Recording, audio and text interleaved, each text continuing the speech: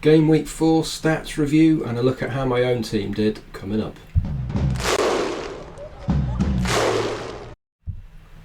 Hi everyone, my name's Neil, welcome back to my channel and another FPL video.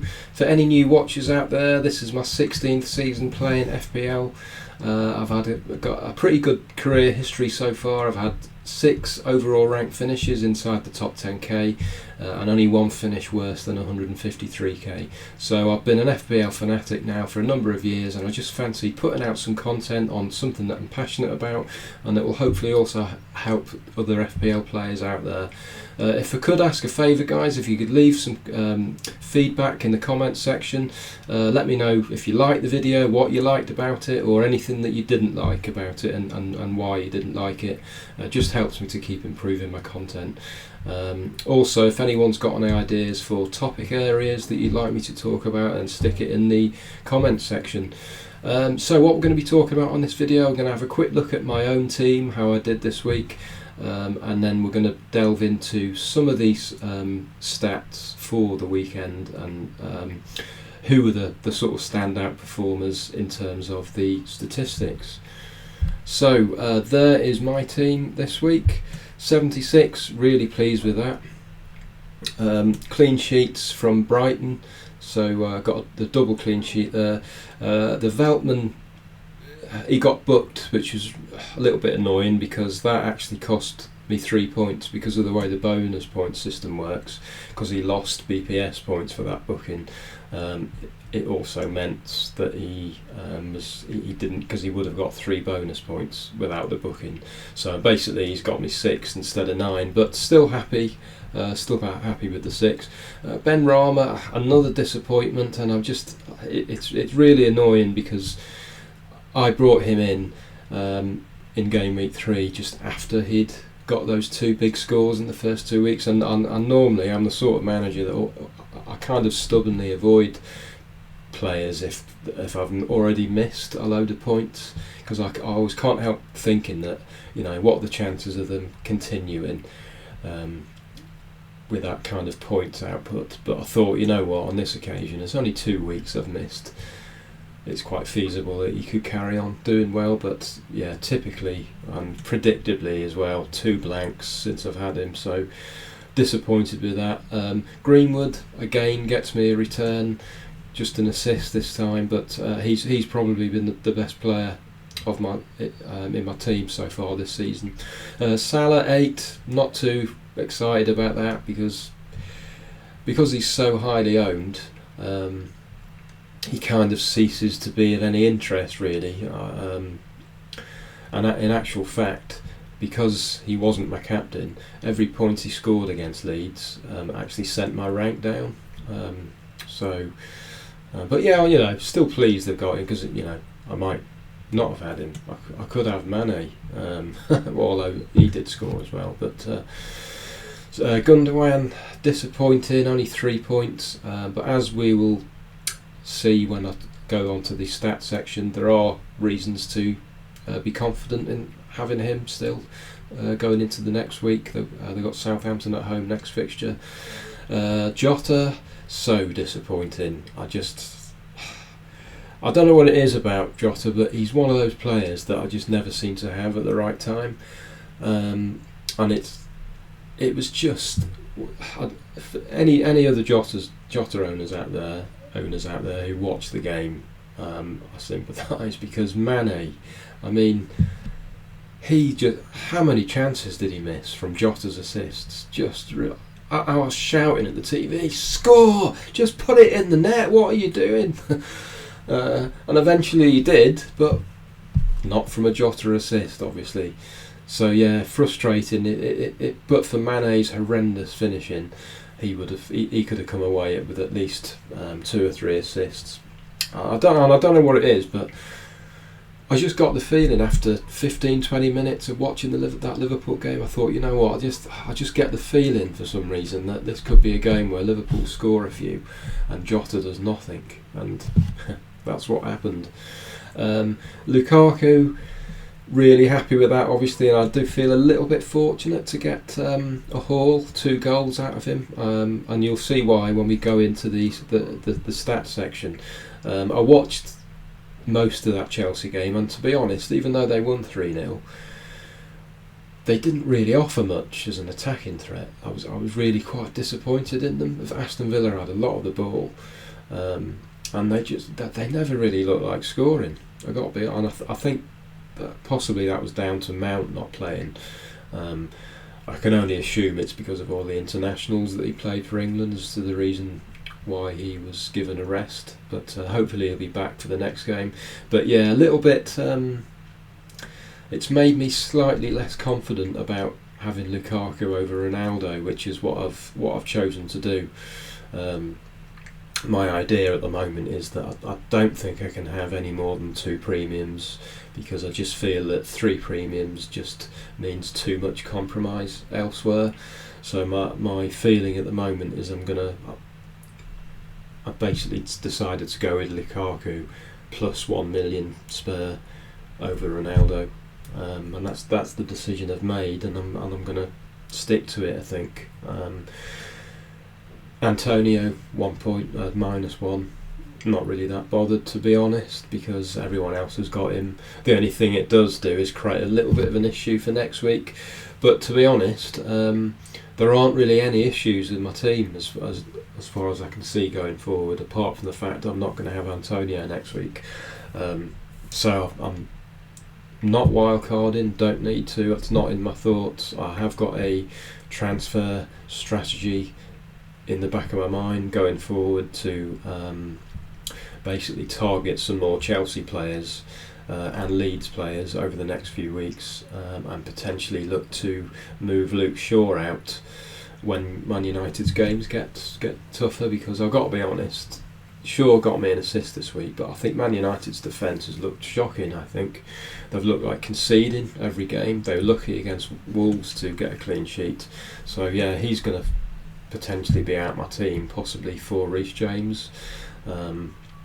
I'll keep him for the next 2, but yeah, moving forward I have got a strategy in place to exploit Chelsea's good fixtures coming up from game week 7, and Man United's fixtures getting a lot harder, so I'm going to try and get on that without using the wildcard.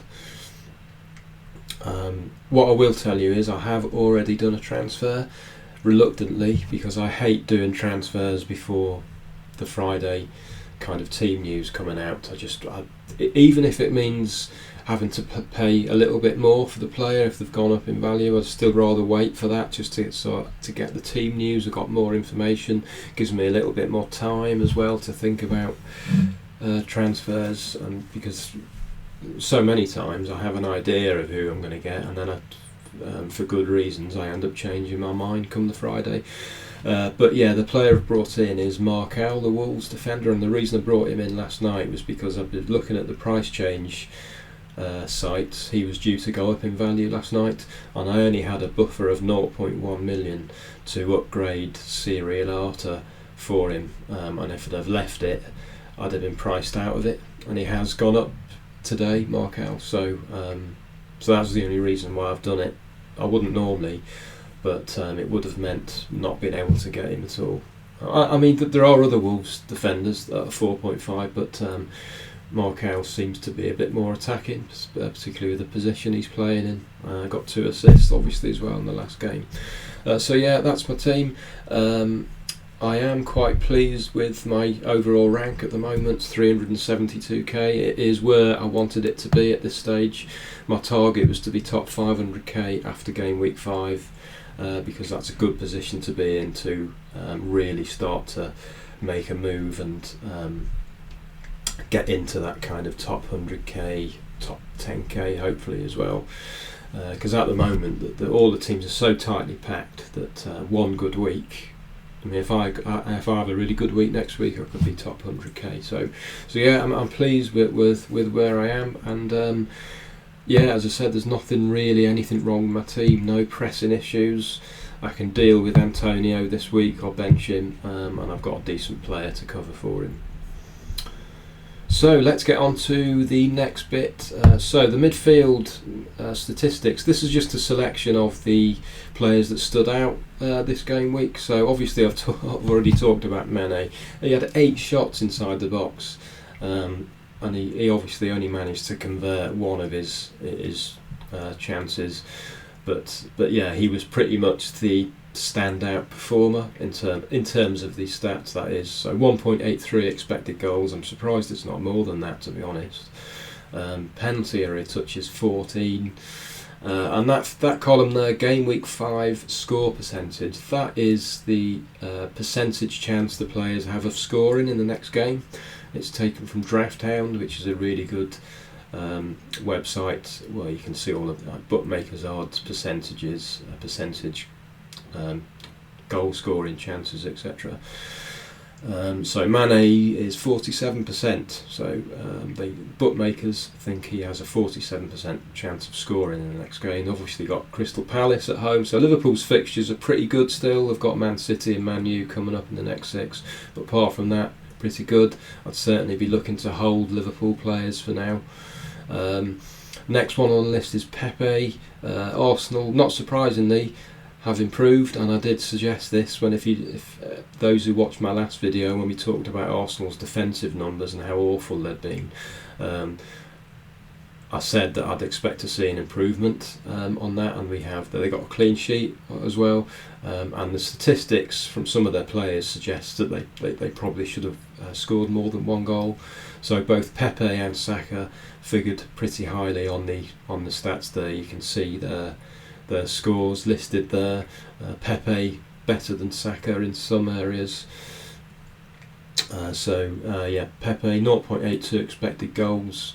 Expected goal involvement 1.07, 13 penalty area touches. So yeah, really good. And actually, Arsenal's fixtures are really, really good. Look at all the green. They have got Tottenham and Leicester in the next 6, but overall, Arsenal's fixtures are amongst the best. So yeah, if anyone, I think Pepe and Saka could potentially be transfer targets coming up looking forward over the next few weeks. Good stats against Norwich, they played well. Arsenal are pretty much back to full strength now, and they've got a great set of fixtures. Conor Gallagher, he continues to be impressive. He's 5.6 at the moment, I think. Expected goals from the weekend 1.38, really good. Expected goal involvement 1.57, excellent on those numbers there. 3 shots inside the box, 5 penalty area touches. Only thing with him is I'd be mindful of the fact that Crystal Palace's fixtures are still not great. Got Liverpool next, and they've also got Leicester and Man City in the next 6. So I'm personally not going to be looking at Crystal Palace players yet, just because of the fixtures. But Gallagher at some point in the season could be a really, really good pick. Gundogan, I mentioned him earlier, I've got him in my team. Disappointed that he didn't do anything at the weekend, but he is still figuring quite prominently in terms of the stats.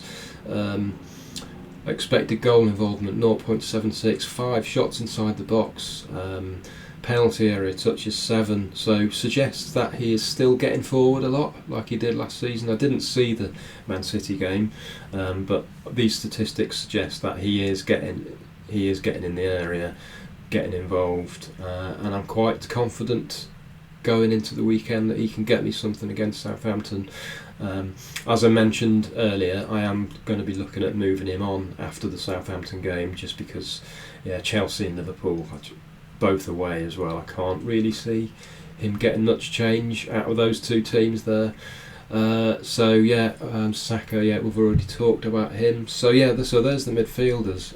Onto the forwards. I've got to be honest, in terms of the forwards, apart from Ronaldo and Aubameyang, the other 3 on there was really the best of a bad bunch, because the strikers didn't impress at all generally in terms of the statistics. So Ronaldo, 2 goals. He's just a goal machine, isn't he? We did think that there was obviously we weren't 100% sure about him starting, but he was straight into the team and 2 goals. The only thing I watched that game, and obviously I don't have Ronaldo. and I was kind of half hiding behind the sofa. But to be honest, I felt that given that Newcastle have been the worst team in the league in terms of the defensive numbers, I thought they coped with Man United quite well, and they were really comfortable actually that whole of the first half. But just that goal, it was quite lucky, you know. It's a speculative shot from Greenwood, and it kind of hit the keeper. He fumbled it, and it kind of spun in the opposite direction, right into Ronaldo's path. And it's just a simple tap in. So, but a little bit lucky that, and obviously his second goal through the keeper's legs. So, yeah, pretty frustrating actually as a non-owner to see that. But yeah, his stats were still pretty good. So yeah, expected goal involvement 1.47, and yeah, next week his percentage chance of scoring is 53%, which is pretty high. So at the moment, I'm not considering him for the reasons I've already discussed, but I am gonna keep a close eye on him because I certainly don't want to say to myself, right, I'm definitely not getting him. I'm just not planning to at the moment, but if it gets to the point where he is just scoring in every game, I might have to take drastic action. But I don't know. We'll have to see. He obviously scored again in Europe, didn't he? So it could be a bit of a dangerous game not having him. But like I always say, I think you can cover people's points if the rest of your team is right, and the captaincy is key for me. Between Lukaku and Salah, I've got a great captain option all the way up to game week 12. So yeah, that's a bit of a factor in me at the moment, maintaining my stance that I am going to stick with just those two premiums, but that could change. Never say never. So yeah, just a quick look at some of the other ones on there. Watkins actually did really well. I think it was his first game back. Given that he played Chelsea, who are have a really good defence normally, he actually had quite a lot of chances. His stats are really good, to be fair. Expected goals 0.73, expected goal involvement 0.6, 9 penalty area touches. Yeah, he looked a threat. Only problem with him is obviously the next few fixtures are really bad for Villa, so he's not someone that I'll be looking at bringing into my team anytime soon. But I just thought his stats were quite interesting, given that he played Chelsea. Now, I mentioned this earlier about Lukaku and how I felt I was a little bit lucky because, as I mentioned, Chelsea just for me didn't look like they offered an awful lot of attacking threat, and that's actually reflected in Lukaku's statistics. I mean, look at that, only 2 shots inside the box and only 3 penalty area touches. That's quite bizarre given that that's a home game against a fairly poor team. Well, I say a poor team, they're not horrendous, but they're not they're not one of the best teams defensively, so I found that yeah, not very good on those stats there. Bamford, decent as well, decent stats I guess, considering that Leeds lost 3-0. He could, I know for those who've got Calvert-Lewin, I think people are looking at him as a possible replacement, and I'd certainly endorse that. Leeds fixtures are great now, and his stats have been okay, and then they were decent against Liverpool. So the only thing with him is, though, what I'd be cautious about is, I understand that there's been some mention of a hamstring injury or some sort of injury. So I'd stay tuned for some further news on that. Hopefully we'll get some news on Friday when the team news comes out. But that's it for the video, guys. I hope you enjoyed it. If you liked it, give us a like and subscribe as well. It'd be great to get some more subscribers rather. Just helps me to have a bit more credibility, I guess. And as I said earlier, if you do have any feedback, please mention it in the comment section. And yeah, if you do subscribe, don't forget to hit that notification bell. It just means that you get notified when I upload more content. Okay guys, that's it for the video. Thanks for watching, and I'll see you on the next one.